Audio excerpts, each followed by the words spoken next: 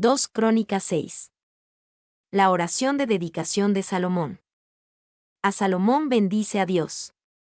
1:1-2. Reconocimiento de la presencia de Dios en la nube.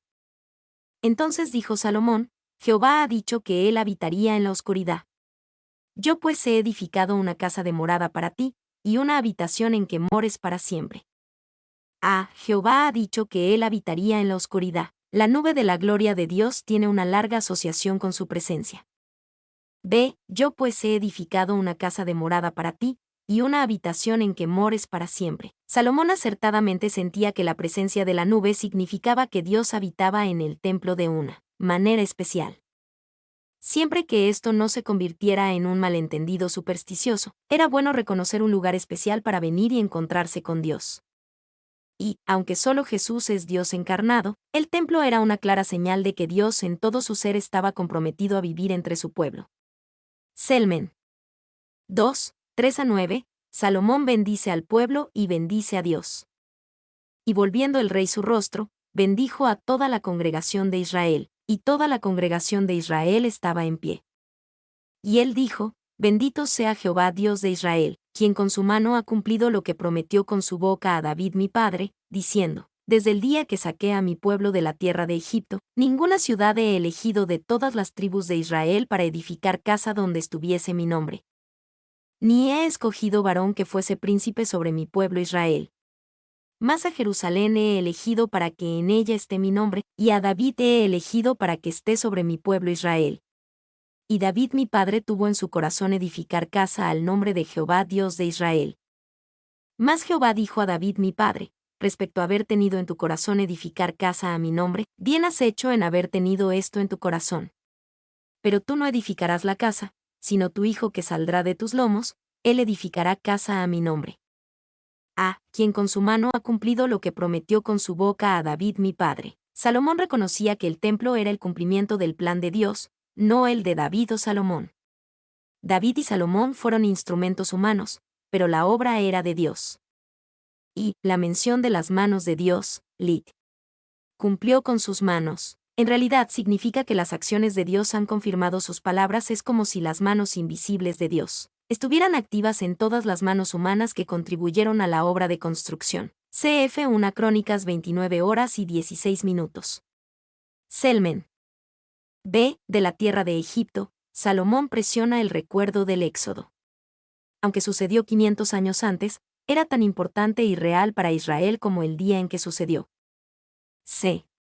Pero tú no edificarás la casa. Aunque Salomón construyó el templo y no David, recordamos los extensos preparativos que David hizo para el templo. David se preparó para el templo de todas las formas que pudo, salvo en realidad construirlo, y estuvo feliz de que el crédito y el honor de construirlo fueran para su hijo Salomón.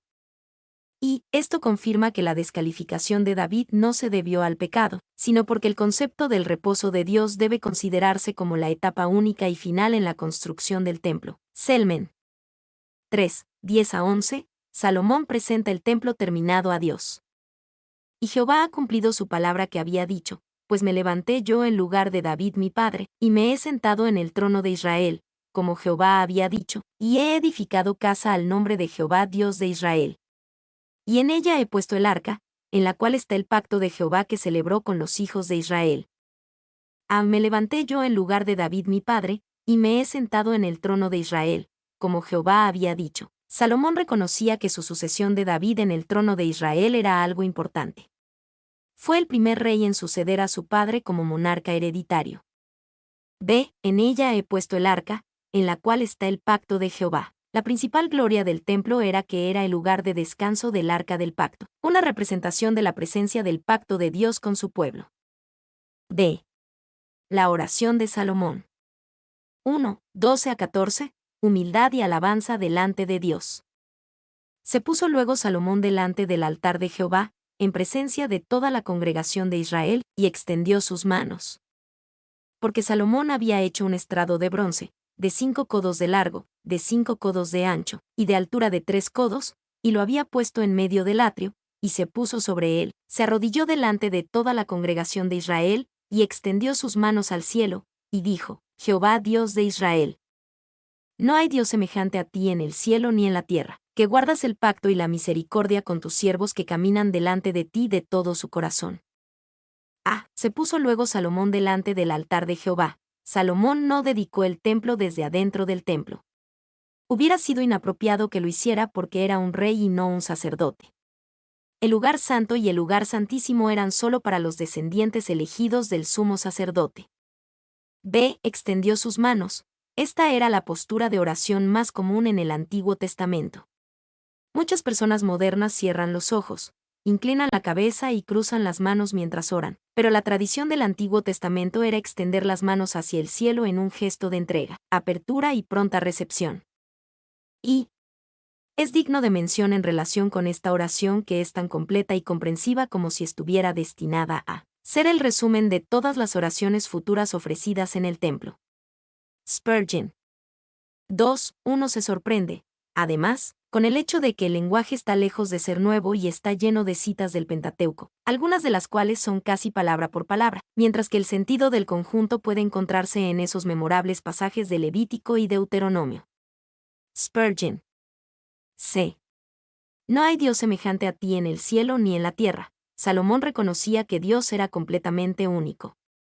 Los supuestos dioses de las naciones no podían compararse con él de ninguna manera. 2:15-17, Salomón reconoce a Dios como el hacedor y guardián de las promesas. Que has guardado a tu siervo David mi padre lo que le prometiste, tú lo dijiste con tu boca, y con tu mano lo has cumplido, como se ve en este día. Ahora pues, Jehová Dios de Israel, guarda a tu siervo David mi padre lo que le has prometido, diciendo, no faltará de ti varón delante de mí, que se siente en el trono de Israel, con tal que tus hijos guarden su camino, andando en mi ley, como tú has andado delante de mí. Ahora pues, oh Jehová Dios de Israel, cúmplase tu palabra que dijiste a tu siervo David. Con tu mano lo has cumplido. Salomón primero agradeció y alabó a Dios por el cumplimiento de sus promesas en el pasado. Guarda a tu siervo David mi padre lo que le has prometido, cúmplase tu palabra. Salomón le pide a Dios que cumpla las promesas que hizo. Este es el gran secreto del poder en la oración: tomar en serio las promesas de Dios con fe y luego invocarlo con valentía y reverencia para que las cumpla. Y Dios envió la promesa a propósito para ser usada. Si veo un billete del Banco de Inglaterra, es una promesa por una cierta cantidad de dinero, y lo tomo y lo uso. Pero, mi amigo, intenta utilizar las promesas de Dios. Nada le agrada más a Dios que ver sus promesas puestas en circulación. Le encanta que sus hijos se las mencionen, y digan, Señor, como tú has dicho. Y déjame decirte que a Dios le glorifica que utilice sus promesas. Spurgeon. 2. Este tipo de oración se apropia de la promesa de Dios. El hecho de que Dios prometa no significa que poseamos. A través de una oración de fe como esta, Dios promete y nosotros nos apropiamos. Si no nos apropiamos de la fe, la promesa de Dios queda sin reclamar. 3:18-21, Salomón le pide a Dios que more en este lugar y honre a quienes lo buscan aquí. ¿Más es verdad que Dios habitará con el hombre en la tierra? He aquí, los cielos y los cielos de los cielos no te pueden contener, cuanto menos esta casa que he edificado. Mas tú mirarás a la oración de tu siervo, y a su ruego, oh Jehová Dios mío, para oír el clamor y la oración con que tu siervo ora delante de ti. Que tus ojos estén abiertos sobre esta casa de día y de noche, sobre el lugar del cual dijiste, mi nombre estará allí, que oigas la oración con que tu siervo ora en este lugar. Asimismo que oigas el ruego de tu siervo, y de tu pueblo Israel, cuando en este lugar hicieren oración, que tú oirás desde los cielos, desde el lugar de tu morada, que oigas y perdones. ¿Cuánto menos esta casa que he edificado? Nos alegra que Salomón haya dicho esto. Por declaraciones anteriores, como su declaración en 2 Crónicas 6:1-2, podríamos haber pensado que Salomón se había desviado a una idea supersticiosa de que Dios en realidad vivía en el templo y que excluía a otros lugares. Era importante reconocer que aunque Dios tenía una presencia especial en el templo, Él era demasiado grande como para ser restringido al templo. Asimismo que oigas el ruego de tu siervo, y de tu pueblo Israel, cuando en este lugar hicieren oración. Salomón pide a Dios que incline su oído hacia el rey y el pueblo cuando oren desde el templo. Por esta razón, muchos observantes del judaísmo aún oran dirigiéndose hacia el sitio del templo en Jerusalén. C. Que oigas y perdones. Salomón sabía que lo más importante que necesitaba Israel era el perdón. Esta era la mejor respuesta a la oración que Israel podía esperar de Dios. 4. 22 a 23. Escucha cuando tu pueblo haga un juramento en el templo. Si alguno pecare contra su prójimo, y se le exigiere juramento, y viniere a jurar ante tu altar en esta casa, tú oirás desde los cielos, y actuarás, y juzgarás a tus siervos, dando la paga al impío, haciéndole recaer su proceder sobre su cabeza, y justificando al justo al darle conforme a su justicia. A. Y viniere a jurar ante tu altar en esta casa. Los terrenos del templo fueron usados como un lugar para verificar y autorizar los juramentos. Cuando una disputa se redujera a una palabra contra otra, Salomón pedía que el templo fuera un lugar para jurar adecuadamente. B. Tú oirás desde los cielos, y actuarás, y juzgarás a tus siervos. Salomón pide al Dios que puede ver lo que el hombre no que haga cumplir desde el cielo los juramentos hechos en el templo. Y el viejo comentarista puritano John Trapp no pudo resistirse a mencionar un cumplimiento de este principio en su propia época. Ana Beríes, quien jurando en falso, el 11 de febrero de 1575 después de Cristo.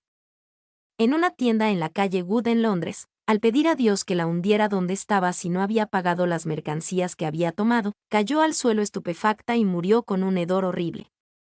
5. 24 a 25. Escucha cuando tu pueblo sea derrotado.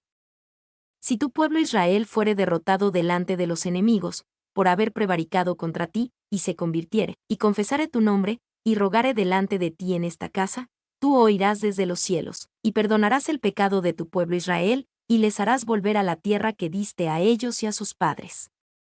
A. Si tu pueblo Israel fuere derrotado delante de los enemigos, muchas veces en su historia, Israel sufrió derrotas y solo pudo clamar a Dios.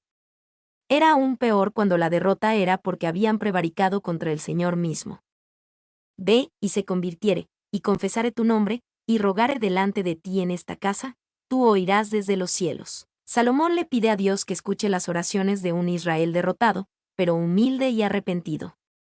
Dios respondió esta oración de Salomón, y perdonó y restauró a su pueblo derrotado cuando ellos llegaron en humilde arrepentimiento.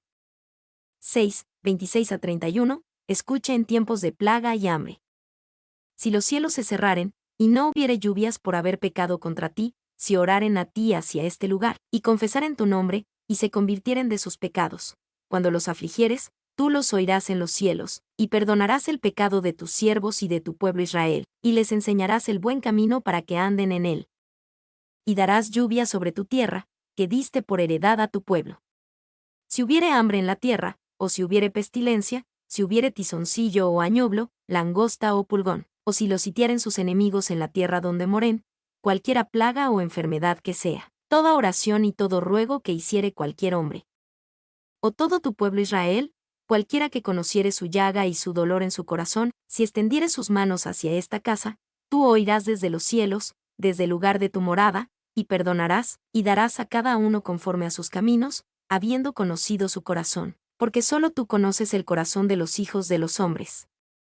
Para que te teman y anden en tus caminos, todos los días que vivieren sobre la faz de la tierra que tú diste a nuestros padres. A. Si los cielos se cerraren, y no hubiere lluvias. La sequía era una amenaza constante para la economía de Israel que se basaba en la agricultura. Si no había lluvia, no había comida. B. Si oraren a ti hacia este lugar, y confesaren tu nombre, y se convirtieren de sus pecados, cuando los afligieres, tú los oirás en los cielos. Salomón no da por sentado que Dios perdonará y escuchará a su pueblo arrepentido. La buena respuesta de Dios a nuestro arrepentimiento proviene de su gracia, no de la justicia. Y, por lo tanto, no es de extrañar que, cuando Salomón dedicó al Señor el templo que había construido, su gran petición fue que Dios escuchara cada oración que se pronunciara en ese lugar o hacia ese lugar. Él deseaba que el templo fuera siempre para Israel la señal de que el homenaje de Dios es que Él escucha la oración. Spurgeon. 7. 32 a 33. Escucha cuando un extranjero ora.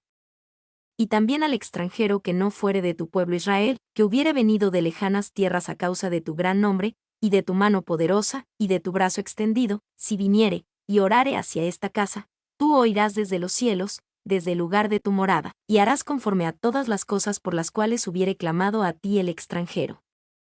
para que todos los pueblos de la tierra conozcan tu nombre, y te teman así como tu pueblo Israel, y sepan que tu nombre es invocado sobre esta casa que yo he edificado. Y también al extranjero, el templo estaba en Israel, pero siempre se tuvo la intención de que fuera una casa de oración para todas las naciones. Isaías 56, 7. Dios quería que el atrio de los gentiles fuera un lugar donde las naciones pudieran venir a orar. Y la violación de este principio hizo enojar a Jesús. Cuando fue al templo y encontró los atrios exteriores, el único lugar a donde las naciones gentiles podían ir y orar más como una casa de cambio que como una casa de oración, expulsó a los cambistas y a los comerciantes. Mateo 21:13. Ve, si viniere, y orare hacia esta casa, tú oirás desde los cielos, desde el lugar de tu morada, y harás conforme a todas las cosas por las cuales hubiere clamado a ti el extranjero, para que todos los pueblos de la tierra conozcan tu nombre. Salomón le pide a Dios que escuche la oración del extranjero por un impulso misionero. Él sabía que cuando Dios respondía misericordiosamente las oraciones de los extranjeros, acercaba a esas personas de otras naciones al Dios de todas las naciones. Y lo que es especialmente notable es que los extranjeros pudieran conocer y temer a Dios, como tu pueblo Israel. La esperanza de igualdad en la adoración fue raramente expresada en el Antiguo Testamento. Por ejemplo, Génesis 12:3, Isaías 19, 24-25, Zacarías 8, 20-22. E incluso los discípulos más cercanos de Jesús encontraron su cumplimiento difícil de aceptar. Hechos 10:1-11-18. Selmen 8, 34-39, escucha cuando tu pueblo salga a la batalla y ore desde el cautiverio. Si tu pueblo saliere a la guerra contra sus enemigos por el camino que tú les enviares, y oraren a ti hacia esta ciudad que tú elegiste, hacia la casa que he edificado a tu nombre, tú oirás desde los cielos su oración y su ruego, y ampararás su causa. Si pecaren contra ti, pues no hay hombre que no peque, y te enojares contra ellos, y los entregares delante de sus enemigos, para que los tomaren los lleven cautivos a tierra de enemigos, lejos o cerca, y ellos volvieren en sí en la tierra donde fueren llevados cautivos, si se convirtieren, y oraren a ti en la tierra de su cautividad. Y dijeren, pecamos, hemos hecho inicuamente, impíamente hemos hecho. Si se convirtieren a ti de todo su corazón y de toda su alma en la tierra de su cautividad, donde los hubieren llevado cautivos, y oraren hacia la tierra que tú diste a sus padres, hacia la ciudad que tú elegiste, y hacia la casa que he edificado a tu nombre. Tú oirás desde los cielos, desde el lugar de tu morada, su oración y su ruego, y ampararás su causa, y perdonarás a tu pueblo que pecó contra ti.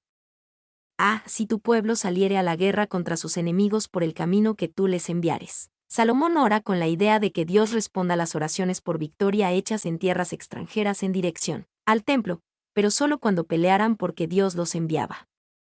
Esta no era una petición general por bendición para cada aventura militar.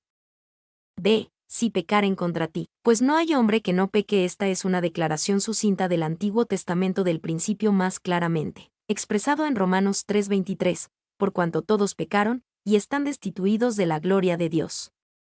Y el sentido de que el pecado es omnipresente domina, personificado en una de las declaraciones bíblicas más claras sobre la universalidad del pecado, pues no hay hombre que no peque. 2 Crónicas 6:36.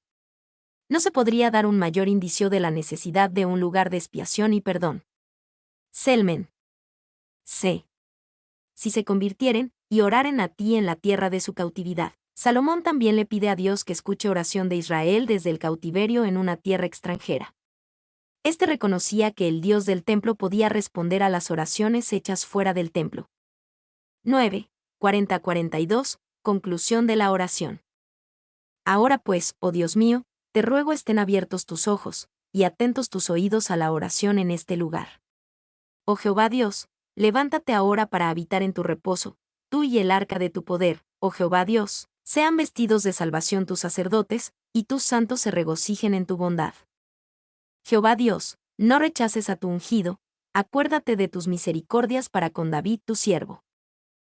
Oh Jehová Dios, levántate ahora para habitar en tu reposo, tú y el arca de tu poder. Esta conclusión de la oración tiene en mente Números 10, 35-36, cuando Israel trasladó el arca del pacto, el tabernáculo y todo el campamento de Israel de un lugar a otro a través del desierto durante el Éxodo.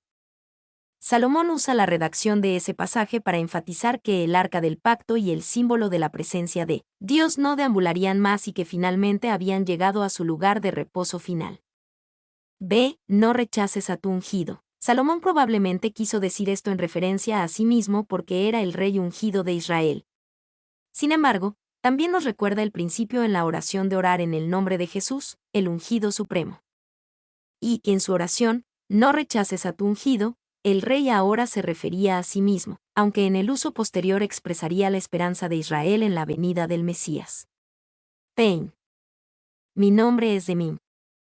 Soy tu asistente personal. Mi sitio en internet es demim.es.tl.